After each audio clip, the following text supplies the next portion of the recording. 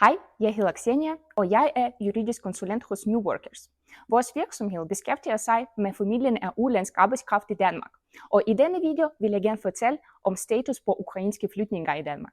Regeringen har besluttet at komme med et forslag om forlængelse af deres opholdstilladelse med 1 år mere. Det betyder, at de ukrainere, som er kommet til Danmark efter særlov på grund af krigen, får forlængelse af deres opholdstilladelse frem til den 17. marts 2026.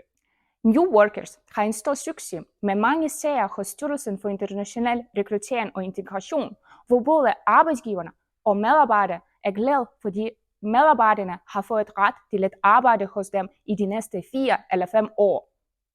Så hvis I kender nogle ukrainer, eller I har nogle ukrainske kollegaer, eller især når I er arbejdsgiver, som har ukrainske ansatte, så kan I godt fortælle dem nyheden.